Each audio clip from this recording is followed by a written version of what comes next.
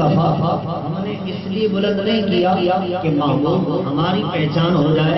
ہم نے تمہارا ذکر اس لیے بلند نہیں کیا کہ نمازیوں کی تعداد بڑھ جائے. ہم نے آپ کا ذکر اس لیے بلند نہیں کیا کہ قرآن کی تلاوت عام ہو جائے. ہم نے تمہارا ذکر اس لیے بلند نہیں کیا کہ لوگ راہ راست پر آ جائیں.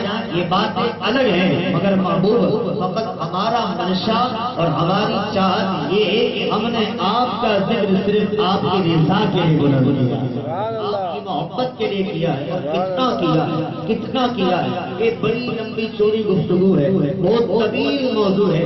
عرصہ ہو گیا آدم علیہ السلام سے لے کر آج تک اور قیامت تک کا عرصہ دیکھا جائے تو حضور کا ذکر چل رہا تھا، چلتا ہے، چلتا رہے گا. ذکر مصطفیٰ نہ گھٹا ہے اور نہ گھٹ سکتا ہے. آدم علیہ السلام تو بعد میں وجود میں آئے، ان کا رب اس وقت بھی ذکر کر رہا تھا جب زمین پر انسانیت کا وجود نہ تھا، جب بشریت نہ تھی، جب ملک نہ تھے، نہ فلک تھا، نہ لوح تھا، نہ قلم تھا، کچھ بھی نہ تھا. صرف اور صرف بنانے والا خدا تھا اور بننے والا میرا مصطفیٰ تھا. ان کا رب تو ان کا ذکر جب بھی کر رہا تھا تو ذکر مصطفیٰ کی بلندیاں اتنی ہیں کہ ساری بلندیاں نیچے آ گئی ہیں. مصطفیٰ کا ذکر بلند ہو گیا ہے. قرآن دیکھتا ہوں تو قرآن کے الحمد سے لے کر والناس کے سین تک میرے مصطفیٰ کا ذکر بیان کرتا ہے. تورات کی طرف نظر دوڑاتا ہوں تو تورات کی آیتوں میں اللہ اپنے حبیب کی شان موسیٰ علیہ السلام سے بیان کرتا ہے. انجیل کی طرف نظر دوڑاتا ہوں، عیسیٰ علیہ السلام سے ان کا رب انجیل میں عظمت مصطفیٰ بیان کرتا ہے. زبور کی طرف نظر اٹھاتا ہوں تو زبور میں اللہ اپنے حبیب کے ذکر کو بیان کرتا ہے. آدم علیہ السلام کو دیکھتا ہوں، وہ اس نبی کا ذکر کرتے ہیں. اپنے بیٹے شیس علیہ السلام سے کہتے ہیں بیٹا تم مصطفیٰ جان رحمت کا ذکر کثرت سے کیا کرو. وجہ کیا ہے؟ آدم علیہ السلام کہتے ہیں اس لیے کہ جنت میں نے ان کا ذکر کثرت سے سنا ہے. کو دیکھتا ہوں ان کی زبان پر بھی ذکر مصطفیٰ ہے. موسیٰ علیہ السلام کو دیکھتا ہوں ان کے درمیان بھی ان کا ذکر ہے. عیسیٰ علیہ السلام کو دیکھتا ہوں ان کی زبان پر بھی ذکر مصطفیٰ ہے. ابراہیم خلیل اللہ کو دیکھتا ہوں، کعبہ اللہ تعمیر کر دیا ہے. کعبہ تعمیر کرنے کے بعد ہاتھوں کو اٹھا دیتے ہیں اور رب کی بارگاہ میں عرض کرتے ہیں ربنا وابعث فیہم رسولا. اے اللہ کعبہ بنانا میرا کام تھا، اب بتانے والے مصطفیٰ کو نازل فرما دے. اب خلیل کی زبان کو دیکھتا ہوں تو ذکر مصطفیٰ ان کی زبان پر بھی ہے. اسماعیل کو دیکھتا ہوں ان کی پیشانی میں نور مصطفیٰ ہے. وہ کون سا نبی ہے جس نے میرے حبیب کا ذکر نہ کیا ہو؟ ہر نبی آمد مصطفیٰ کو بیان کرتا آیا ہے. نمازیوں کو دیکھو تو نمازی سجدے میں جا کر ذکر مصطفیٰ کر کے بتاتے ہیں ہمیں رب کے آگے جھکانے والے آ گئے ہیں. ارے مسجدیں بنانے والے ذکر مصطفیٰ کرتے ہیں. لوگوں دیکھو مسجدیں بنوانے والے آ گئے ہیں. زکات نکالنے والے زکات دے کر یہ بتاتے ہیں. لوگوں کی امداد سکھانے والے آ گئے ہیں. اللہ اکبر. میرے حبیب کا ذکر اتنا بلند ہے، اتنا بلند ہے. قرآن میں حضور کا ذکر، زبور میں حضور کا ذکر، انجیل میں حضور کا ذکر، تورات میں حضور کا ذکر، بخاری میں حضور کا ذکر، مسلم میں حضور کا ذکر، ترمذی میں حضور کا ذکر، عیسائی میں حضور کا ذکر، ابن ماجہ میں حضور کا ذکر، امام اعظم کی زبان پر حضور کا ذکر، امام مالک کی زبان پر حضور کا ذکر، امام شافعی کی زبان پر حضور کا ذکر، امام احمد بن حنبل کی زبان پر حضور کا ذکر ہے. غوث سمدانی کی زبان پر اس پیغمبر کا ذکر ہے. باول حق نقشبند کی زبان پر اس نبی کا ذکر ہے. غریب نواز کی زبان پر اس نبی کا ذکر ہے. امام رضا کے قلم میں اس نبی کا ذکر ہے. امیر اہل سنت کی زبان پر اس نبی کا ذکر ہے. سنیوں کی دھڑکنوں میں مصطفیٰ کا ذکر ہے. ہماری سانسوں میں مصطفیٰ کا ذکر ہے. ہمارے وجود میں مصطفیٰ کا ذکر ہے. حبیب تیرے ذکر کو اتنا بلند کر دیا کائنات کے ذرے ذرے کا مقام نیچے ہے. مصطفیٰ تیرا ذکر بلند ہو گیا. سبحان اللہ سبحان اللہ سبحان اللہ سبحان اللہ. اتنا بلند کر دیا، اتنا بلند کر دیا.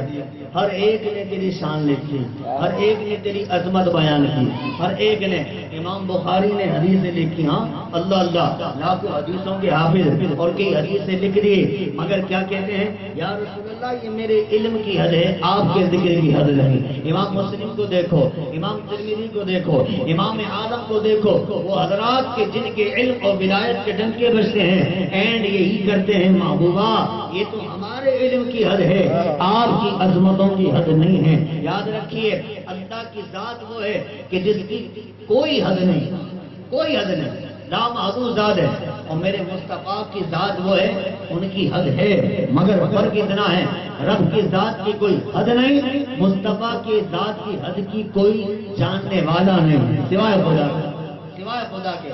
ان کے مقام کی انتہا کو خدا کے سوا کوئی جانتا نہیں، اور خدا لامحدود ہے، لامحدود ہے، لامحدود۔ تو مصطفیٰ جان رحمت وہ قدیم ہستی ہیں، اللہ کا بڑا فضل ہے آپ پر اور ہم پر کہ اللہ نے ہمیں محبوب کریم جیسا نبی عطا فرمایا، ان کا میلاد منانے والا بنایا ہے۔ رب کریم نے ہمیں ان کے دامن سے وابستگی عطا فرمائی ہے۔ یہ میلاد کیا ہے؟ میلاد سے ان کا رب بڑا خوش ہوتا ہے، کیوں نہ خوش ہو، کیوں نہ خوش ہو، اس لیے کہ رب کے حبیب کا میلاد منانے والے گویا کہ مصطفیٰ سے محبت کا اظہار کرتے ہیں، اور پھر وہ بزرگ فرماتے ہیں، سرکار سے میں نے پوچھا آقا یہ مسلمان ہر سال آپ کا جشن میلاد مناتے ہیں، کیا آپ کو پسند ہے؟ حضور فرماتے ہیں جو ہم سے خوش ہوتا ہے ہم بھی اس سے خوش ہوتے ہیں۔ سبحان اللہ، سبحان خوش ہوں ان سے ان کا رب بھی خوش ہوتا ہے۔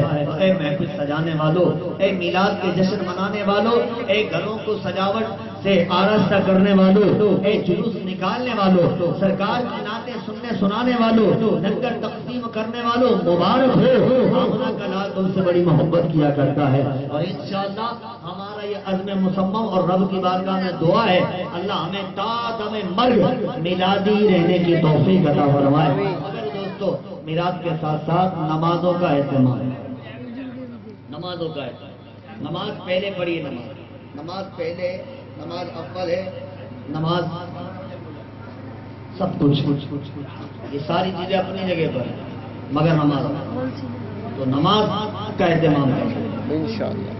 حضور فرماتے ہیں نماز میں میری آنکھوں کی ٹھنڈک کیا ہے؟ آنکھوں کی ٹھنڈک، آنکھوں کی ٹھنڈک کیا ہے؟ آنکھوں کی ٹھنڈک۔ سرکار کی برتھ ڈے میلاد منانے والوں یہ کیسا عجیب تماشا ہے کہ اسی کا میلاد منانے آئے اور اسی کی آنکھوں کو تکلیف دو، یہ کیسی ہے؟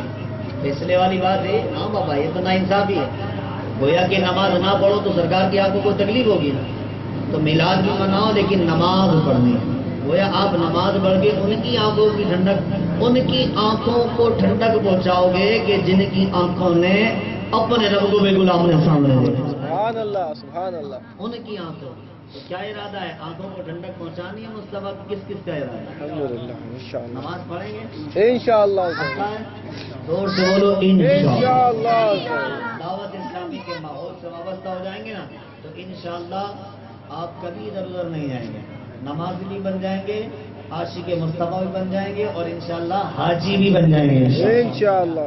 تو نماز پڑھیں گے انشاءاللہ، دعوت اسلامی کے اجتماع میں جائیں، جو قریب آپ کے اجتماع ہوتا ہو جمعرات کو، مجھے نہیں معلوم یہاں کہاں، ہمارے تو کورنگی 4 پر ہوتا ہے، یہاں پر بھی کہیں ہوتا ہوگا، کورنگی 4 ہی پر ہمارا اجتماع ہوتا ہے، تو ہر جمعرات کو آپ آئیں گے انشاءاللہ، اجتماع میں آئیں اور اپنے آپ کو بس دینی ماحول سے وابستہ رکھیں، اپنے گھر میں دینی ماحول پیدا کریں، مصطفیٰ جان رحمت کے عاشقوں کو دیکھیں، مدنی چینل پر میرے امیر اہل سنت کو دیکھیں اور دین میں حصہ ملائیں۔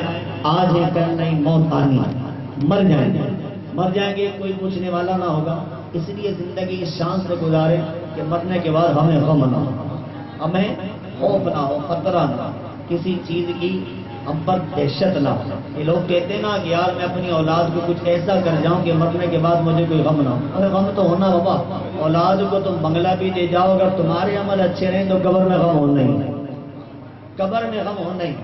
اگر قبر کی گھبراہٹ و غم سے نجات چاہتے ہو، اللہ اور اس کے رسول کو راضی کرو، خدا و مصطفیٰ کو راضی کرنے کا بہترین ذریعہ اس کو قلب پر سوائے میرے امیر اہل سنت کے دامن کے کچھ نہیں، بس ان کے دامن کو تھام لو، انشاءاللہ بیڑا پار ہو۔